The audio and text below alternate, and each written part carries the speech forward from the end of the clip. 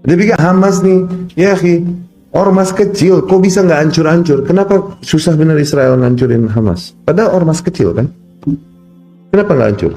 Dia yang bikin. Sesuatu yang aku pikir ya kemunafikan yang dipertontonkan secara luas. Sayangnya ini juga kemakan sama orang-orang kita. Assalamualaikum warahmatullahi wabarakatuh. Bertemu kembali dengan saya Yusuf AI. Syukran jazakumullah khair untuk Anda semuanya. Pada kesempatan kali ini saya akan membawakan jawaban dari Ustadz Pelik yang menjawab tuduhan terhadap Hamas. Katanya Hamas itu adalah bikinan Israel. Kan ada beberapa ustadz tuh kemarin yang menyampaikan masalah Hamas, tapi katanya Hamas bikinan Israel. Sebelumnya saya memohon maaf atas segala noise yang masuk ke dalam video ini ya Bapak Ibu semuanya, karena tempat saya ini adalah tempat yang terbuka. Kadang-kadang ada suara ayam lewat, ada suara kucing lewat, ada suara motor lewat, ada suara anak-anak yang lari-lari atau teriak gitu. Jadi tempat saya ini tempat yang terbuka. Saya mohon maaf atas sesuatu yang di luar kendali saya. Kemarin itu saya ada mengangkat konten ini. Kalau Anda yang belum menonton silahkan cari di channel saya. Ya, ada seorang ustadz yang menyampaikan bahwa Hamas bikinan Israel. Beliau adalah Ustadz Riyad Bajrai. Ustadz Riyad Bajrai ini di kegiatan beliau selain berdakwah, selain jadi ustadz, beliau juga sebagai seorang penyanyi. Jadi selain ustadz juga sebagai vokalis gitu rupanya. Berikut videonya. Help the poor, won't you help poor me? I need help from you, baby. Need it desperately. I need it so much. I need your care. Need all the loving, baby, you can spare. Need help. Ya, bagi saya tidak ada masalah kalau beliau bermain musik. Karena musik itu bagi saya dilihat dari efeknya ya. Jadi musik itu keharamannya dilihat dari efeknya. Jadi no problem bagi saya ketika beliau bermain musik. Itu pun hak beliau di dalam kegiatan beliau kesehariannya. Tapi terjadi suatu masalah ketika beliau menyampaikan Hamas itu bikinan Israel. Jadinya membuat banyak reaksi dari umat Islam. Pernyataan beliau yang kemarin itu. Apa saja pernyataan beliau? Mari kita ulang sedikit. Kelompok ini kelompok yang jauh dari hidayah. Kelompok-kelompok yang menjual nama Islam justru. Menjual darah Palestina untuk mencari, darah rakyat Palestina untuk mencari keuntungan sendiri. Oke? Hamas ini keluarnya si Ismail Haniyah itu. Nanti tahu dia menyerukan jihad di Palestina dan rakyatnya mati dibantai. Dianya berada di mana? Di hotel bintang 5 di Qatar. Kurang ajar gak? Kurang ajar si Ismail Haniyah. Rafidoh. Ular. Mereka teriak-teriak jihad dan nyebarkan penderitaan rakyat Palestina dengan video-video yang ada ini untuk meraup keuntungan untuk mereka. Karena sumbangan-sumbangan tersebut akhirnya terarahkannya ke mereka. Mereka habis panen ini dengan dibantainya para rakyat Palestina. Tahu gencatan senjata kemarin yang akhirnya mereka lakukan dengan Israel? Kesepakatan itu dia sepakati dari mana? Di tanah perang? Enggak, di hotel bintang 5 bro. Di Qatar hidupnya. Qatar adalah negeri yang terkenal memelihara para kelompok-kelompok teroris dan para dai-dai yang mengajarkan terorisme. Qatar sama Turki, syaitan ini. Asal ente tahu. Jadi dari Mesir nih, tokoh-tokoh yang membawa pemikiran bom bunuh diri, jihad dan lain-lain, diusir dari Mesir, ditampung semua sama Qatar tuh. Jadi makanan dia tuh. Kordowi, Omar Abdul Kafi dari Mesir tampung semua. Dia punya acara di TV, acara live, acara siaran TV, judulnya Fiqhut Thawrah, fikih revolusi. Dia pikir Hamas nih, ya akhi, ormas kecil, kok bisa nggak hancur-hancur? Kenapa susah benar Israel ngancurin Hamas? Padahal ormas kecil kan? Kenapa nggak hancur? Dia yang bikin. Mereka perlu justifikasi buat mereka untuk membenarkan diri, untuk membantai rakyat Palestina dan memukul mundur perbatasan. Mereka perlu. Sehingga digerakkanlah, diprovokasilah rakyat Palestina oleh gerakan Hamas ini, kemudian bergerak satu orang, bom bunuh diri di perbatasan, bang, 4-5 orang lah Yahudi mati. Oke? Oh, hujan. Turunkan puluhan tank, puluhan helikopter, bantai ratusan, pukul mundur perbatasan. Tuh, selalu begitu. Kenapa nggak mati-mati nih Hamas? Kenapa? Dia yang bikin, dia perlu supaya dia bisa juga di mata internasional play victim. Berperan sebagai korban, kita diserang, diteror sama rakyat Palestina. Dia yang bikin, Bahlul, dia yang bikin. Udah berapa puluh tahun berjalan begini nih drama, masih nggak bisa kita melek? Kayaknya nggak perlu umur tua untuk bisa berkesimpulan demikian, nggak perlu itu.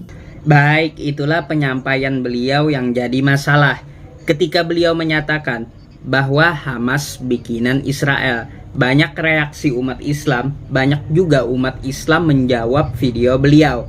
Tetapi kali ini saya berbeda. Perbedaannya, kemarin itu saya yang jawab, hari ini saya akan bawakan jawaban dari Ustadz Felix Xiao tentang tuduhan Hamas bikinan Israel. Berikut videonya. Betul, ini adalah sesuatu yang aku pikir ya kemunafikan yang dipertontonkan secara luas. Betul. Sayangnya ini juga kemakan sama orang-orang kita. Lah itu makanya. Cara penyikap, jadi gini loh, kita udah tahu nih ada masalah, cuma penyikapannya juga harus pinter, gitu loh. Jangan sampai penyikapan kita juga ikut-ikutan justru menyalahkan saudara-saudara kita sendiri. Lah, kok bisa ada orang Muslim yang iya Hamas itu yang mulai duluan, memang dia tuh buatannya Israel, gara-gara Hamas nyerang buatan Israel, dan ngomong dengan nyata loh ini buatan Israel. Ini kan orang mau misuh tapi nggak boleh ya, gimana ya? Mau misuh tapi masih saudara ya. Nah dia ini buatan Israel, sengaja dia nyerang Israel supaya Israel nyerang balik lagi dan meluaskan. Kamu tahu dari mana? Juga penyikapan seperti ya ini ada masalah, ada problem. Terus kemudian kita coba untuk dukung dengan doa. Kita dukung dengan kemudian bantuan apapun yang kita perlukan. Ada orang bilang Indonesia aja masih banyak susah, lu norong orang luar. Itu bukan solusi kali. Solusi kita tuh adalah punya pemerintahan seperti Abdul Hamid yang bisa membela Palestina. Harus menegakkan khilafah. Sebentar dulu. Ini ada orang lagi mau mati nih. Betul. Gitu maksudnya. Kenapa kamu nggak bisa empati dengan orang kayak gini gitu loh? Malah kamu harus maksain orang untuk dengerin pendapat kamu. Padahal kamu harus tahu ada solusi jangka pendek, ada solusi jangka panjang. Nah, itu. Jadi tolonglah ya. Aku pengen juga ngasih tahu pada orang-orang yang nggak bisa jaga mulutnya itu ya. Tolonglah kalau Anda itu memang nggak bisa bantu berjuang di sana. Mbok ya jangan ngomong. Apalagi ngomong yang kontraproduktif. Kalau kamu nggak ngerti apapun tentang Hamas, ya jangan ngomong. Gitu maksudnya. Itu malah kontraproduktif banget. Apalagi sampai ngejudge itu pasti buatan Israel. Itu ada kaitannya sama Syiah. Betul. Gitu. Kalau nggak ngerti apapun tentang apa yang mereka perjuangan, mbok ya jangan nyakitin mereka. Kalau nggak bisa menghibur, jangan ngerendahin mereka. Gitu kan ya. Artinya tolonglah kemudian kalau kita tuh jadi orang tuh yang bijak. Bahwasanya kalau kita ngomong ke orang tuh harus hati-hati. Jangan sampai besok-besok ketika dia ketemu Israel malah mungkin dia lebih lebih menghargai. Wah ini emang harusnya begini. Iya. Atau Israel nggak pernah dia kritik gitu kan ya. Malah kemudian saudara-saudara sini yang dikritik. Jangan-jangan dia nanti sembunyi di balik pohon gorgot. Iya. Dan aku pengen ngingetin satu ya. Aku pernah juga dengar ulama yang ngomong jelek banget tentang Hamas. Jelek banget ngomong tentang Hamas. Ngomong bahwa ini dapat dana lah, ini teroris lah dan segala macam. Jangan nyumbang ke sana. Nanti kamu bantu teroris dan segala macam. Itu tau nggak apa yang terjadi? Aku walau misal ya, tapi orang ini langsung diuji sama Allah dengan darah. Jadi orang ini langsung diuji oleh Allah dengan fitnah darah. Paham nggak maksudnya? Jadi aku tuh ngeri banget. Karena kenapa? Karena ulama-ulama sudah bilang bahwasanya siapapun yang mengkritik orang yang bermaksiat, taruhlah orang bermaksiat ya. Karena sesuatu fitnah dan dia fitnah orang tuh terus-menerus karena hal itu. Contoh ya, ada orang pelacur nih. Kita kata-katain tuh pelacur. Ulama bilang Allah akan menguji dia dengan fitnah yang sama sebelum dia mati. Itulah jawaban Ustadz Felix Xiao. Kira-kira Bapak Ibu mengambil pendapat yang mana? Apakah pernyataan Ustadz Riyad Bajrai yang Anda ambil atau Ustadz Felix Xiao? Jujur, saya di sini melihat jawaban Ustadz Felix Xiao lebih masuk akal dan saya mengambil pendapat beliau. Lalu, apakah Anda sepakat dengan Ustadz Riyad Bajrai? Terus lebih bagus mana kira-kira? Ustadz Riyad Bajrai sebagai pendakwah atau Ustadz Riyad Bajrai sebagai penyanyi? Oh ya, ngomong-ngomong Bapak Ibu semuanya, sebelum saya menutup videonya, saya akan menampilkan full dari video beliau yang menyanyikan sebuah lagu. Lalu silahkan Anda nilai sendiri gimana lagunya bagus atau tidak gitu ya. Ketika beliau menyanyikan lagu itu, saya nggak tahu itu lagu apa gitu. Terus bagaimana perbandingannya ketika beliau menjadi seorang vokalis dan menjadi seorang pendakwah? Lebih bagus mana menurut Anda? Silahkan Anda nilai. Dan sebelum saya pamit, saya akan tampilkan video full ketika beliau bernyanyi. Saya Muhammad Yusuf undur diri. Assalamualaikum warahmatullahi wabarakatuh. Ini berikut video full dari Ustadz Riyad Bajrai yang sedang bernyanyi.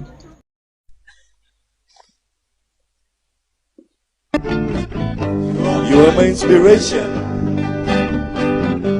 Maybe you can make me be a king. But if you don't come to my rescue, I couldn't ever be anything. Help the poor, won't you help poor me? Have a heart, want you baby, listen to my plea. I lost my courage since I found you. You got what it takes, baby, to pull me through. Help the poor, oh baby, won't you help me?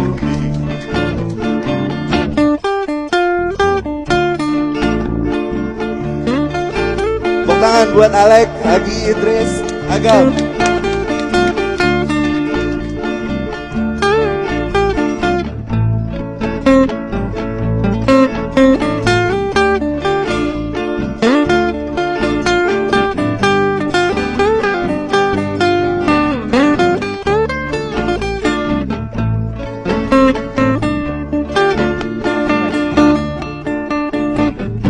You are my inspiration. Maybe you can make me be a king. But if you don't come to my rescue, I couldn't ever be anything. Help the poor, won't you help poor me? Have a heart, want you, baby, listen to my plea. I lost my courage since I found you.